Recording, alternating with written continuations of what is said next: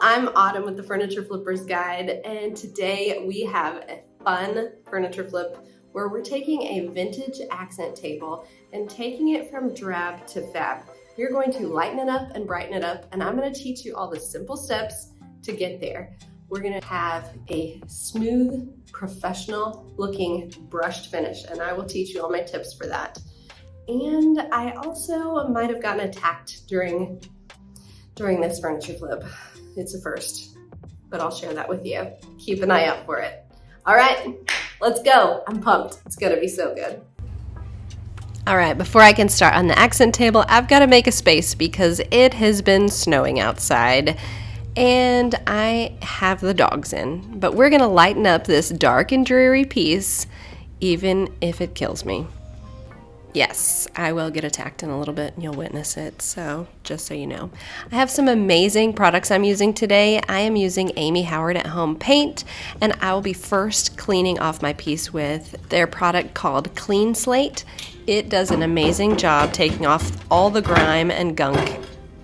At first I have to get this glass out. It actually popped out pretty easy, and then I'm gonna clean it off. This piece was very grungy, so it will take a little bit of cleaning, and I've got to make sure to clean all of that cane as well as all of the edges and the underneath of the piece. While I'm getting this piece cleaned, why don't you go ahead and just hit that subscribe button so you don't miss any of my tips, tricks, and furniture flips. Oh my gosh, look how disgusting that was. Yeah, let's put that away. My kids said my feet looked like Footloose here, so I did a few little moves for y'all. You're welcome. Okay, let's tape off the caning because I'm going to have that going a different color, and I want to make sure that I don't end up getting paint on it.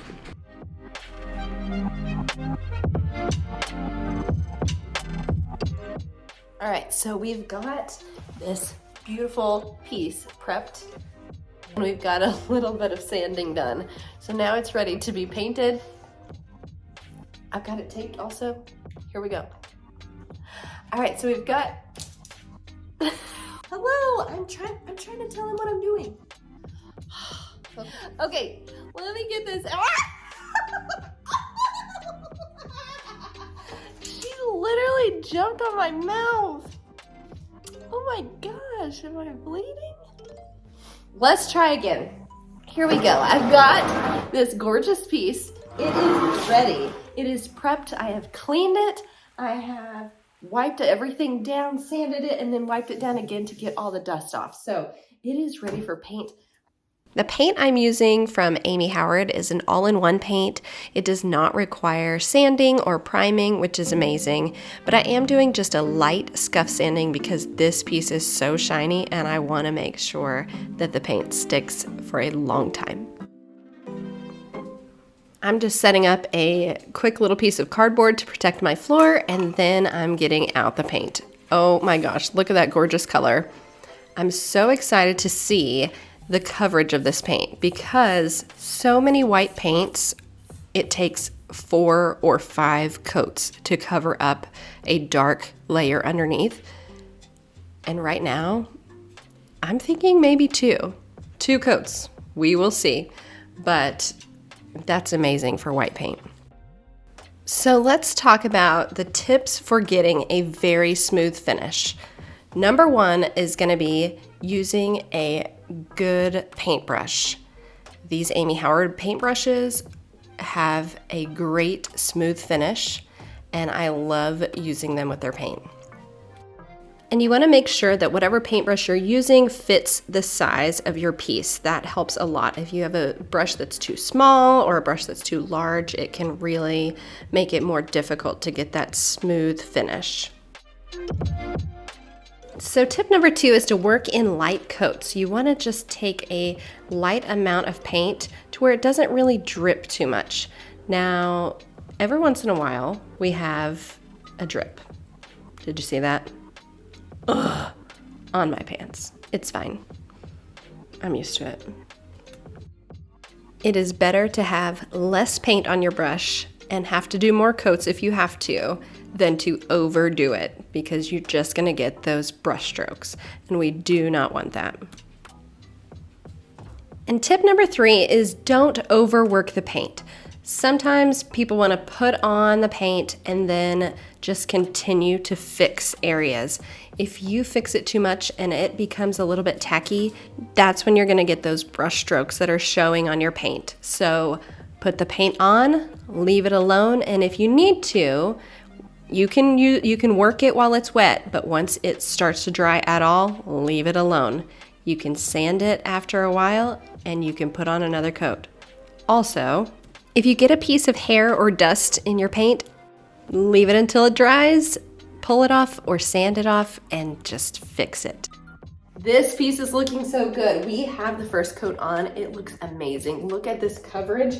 This is Spa White from Amy Howard and it has amazing coverage. Now, from where you're at, it might look like I don't need another coat, but I do.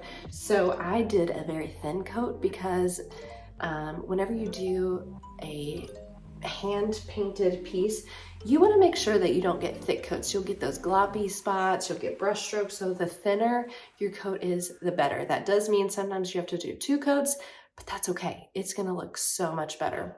Second tip, make sure that you flip your piece over.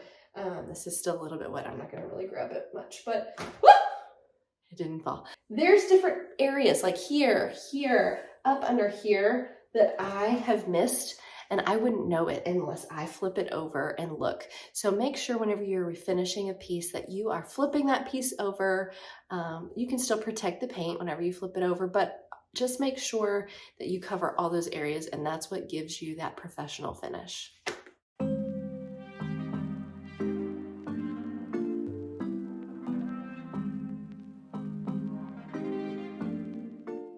Okay, we've got the second coat on, and now it's time to remove the tape and get started with the cane. I'm so excited for this.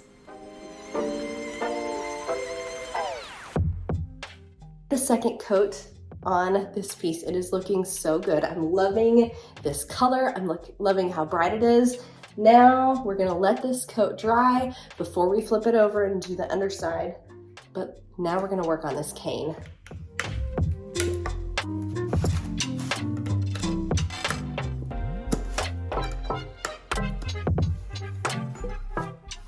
For the caning, I'm using a dry brushing technique where I take just a light amount of paint and even brush some of it off onto the cardboard next to me, and then use just what's left over on that cane so that it just has a little smidge of color added to it. Did you like that word, smidge? I don't use that very often, but it was fun. In the paint in multiple directions so that it will cover all the different areas of the cane. So left, right, around, and sometimes just a little bit of tapping in areas that aren't fully covered. All right, it's time to turn the piece over and get the rest of that coverage so we can have a beautiful professional finish. Are you all thinking, why is she painting the bottom? Well, lots of pieces I don't paint the bottom, but this one sits up off of the ground and there's glass, so you can see underneath in some of the areas, and I would just rather be safe than sorry. Now that I've got the piece all painted, I've got the caning done, I am adding a light antique wax just to add a little bit of color and just to blend all of it together and protect that paint even more. Now we're finished. Glasses on. Are you ready to see? Oh my goodness. What do you think? This piece has come so far. I am in love. Wow. I would love to hear what you think, so be sure and share any questions or comments, or if you have any other suggestions on getting that awesome professional finish, I would love to hear. As always, thanks for being here with the Furniture Flippers Guide. I love that we get to learn together and that you get to conquer your fears. Don't let fear stop you. You've got this. Keep up the good work. I'll see you at the next flip.